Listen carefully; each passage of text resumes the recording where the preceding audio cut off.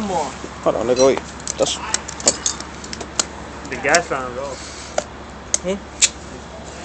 Is it? Oh, come on now. Nigga, did you close it? Oh.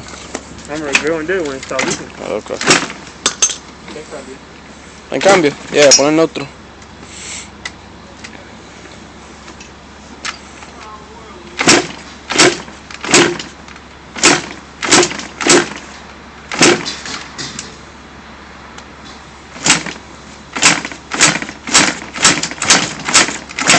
Ahí está, dale.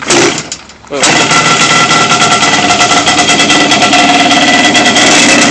one!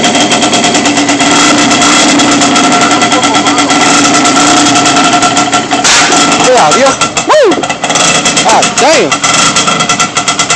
Ahí está, ahora! A lot of people might be wondering why this flywheel cover is off.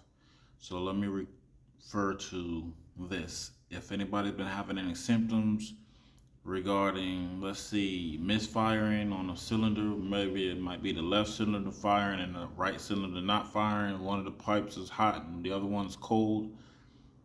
The problem is more than likely ignition related. So you can check the coil, do a resistance test on the coil. If the coil is testing good and you see spark coming from both of the spark wires, then guess what? It's more than likely good.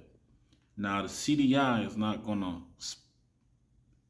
pick and choose what spark plug or spark plug wire it wants to fire on. So if you see spark on both wires, then more than likely that's not the issue.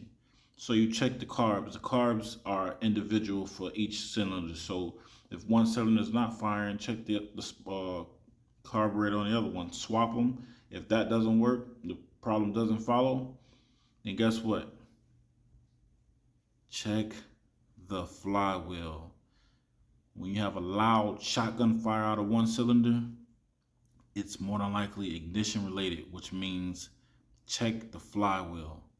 If it seems like something is retarded or too advanced, because if you look down here, it's right in the same exact position that it's supposed to be on +4.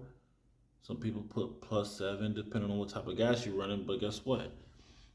It looks fine, everything looks fine on the flywheel, nothing, but guess what?